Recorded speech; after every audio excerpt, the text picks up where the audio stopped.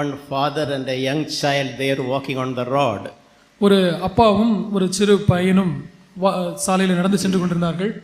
On the way, they found on the side of the road a watermelon garden. அந்த போகிற வழியிலே வழியோரத்திலே watermelon தோட்டத்தை அவர்கள் பார்த்தார்கள். That boy's father was very fond of watermelons. அந்த தகப்பன் அவருக்கு இந்த வாட்டர்மெலன் ரொம்ப பிடிக்கும். So he was so tempted to pluck one ripe watermelon from that garden which belonged to someone else. யாருக்கோ சொந்தமான அந்த வாட்டர்மெலன் தோட்டத்திலிருந்து நல்ல ஒரு பழுத்த வாட்டர்மெலன் பழத்தை பறிக்கிறதுக்கு அவர் அதிகமாக சோதிக்கப்பட்டார். So he told his son, he asked him to wait on the road and shout at him, if someone is watching, just shout, someone is watching, Papa. தன் பையனிடத்திலே அந்த அப்பா சொன்னார், நீ இங்கே ரோட்லே இருப்பா, நான் போய் அந்த வாட்டர்மெலன் பறித்து கொண்டு வருகிறேன், யாராவது பார்த்தார்கள் என்றால் சத்தம் போட்டு அப்பா என்று சத்தம் போடு என்று சொன்னார். So this man, father entered the garden, he was about to pluck a very ripe watermelon. இந்த அப்பா தோட்டத்துக்குள்ள புகுந்து அந்த நல்ல ஒரு பழுத்த பழத்தை அப்படி பறிக்கிறதுக்கு போனார்.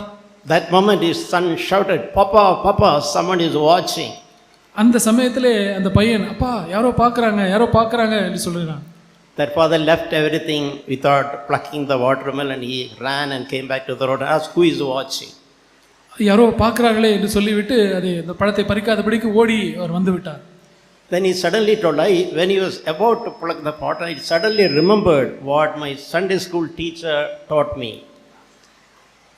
அப்பொழுது அந்த பழத்தை பறிக்க போகும்பொழுது அந்த பையனுக்கு சண்டே ஸ்கூல் டீச்சர் என்ன சொன்னார் என்பது ஞாபகம் வந்தது. God is everywhere and God is always watching us. தேவன் எல்லா இடத்திலும் இருக்கிறார், தேவன் நம்மை எப்பொழுதுமே பார்த்து கொண்டிருக்கிறார் என்று சண்டே ஸ்கூல்ல கேட்ட அந்த வார்த்தை அந்த பையனுக்கு ஞாபகம் வந்தது.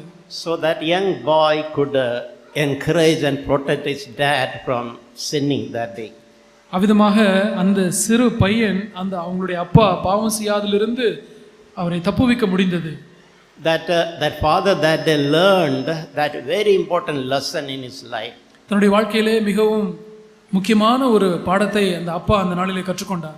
God is everywhere. தேவன் எல்லா இடத்திலும் இருக்கிறார். And God is watching us always. தேவன் எப்பொழுதுமே நம்மை பார்த்து கொண்டிருக்கிறார். So that's a good thing we all remember. நாம் எல்லாருமே இதை ஞாபகத்தில் வைத்துக் கொள்வது நல்லது. God is everywhere. தேவன் எல்லா இடத்திலும் இருக்கிறார். And God is always watching. தேவன் எப்பொழுதுமே பார்த்து கொண்டிருக்கிறார். So it is a wonderful thing to live always in the presence of God. எப்பொழுதுமே தேவனுடைய பிரசன்னத்திலே வாழ்வது ஒரு மிக நல்ல ஒரு வாழ்க்கை. Experiencing and knowing God's presence. தேவனுடைய சமூகத்தை அறிந்து அதை அனுபவிக்கிற வாழ்க்கை. In a good spirit, reminding ourselves that the Lord, my heavenly Father, is always watching over me. என்னுடைய பரலோக பிதாவாகிய தேவன் எப்பொழுதுமே எல்லா இடத்திலும் இருந்து என்னை பார்த்து கொண்டிருக்கிறார் என்று சொல்லி ஒரு நல்ல ஆவியோடு அப்படி நினைவுபடுத்திக் கொள்வது நல்லது. And that will encourage us wherever we are.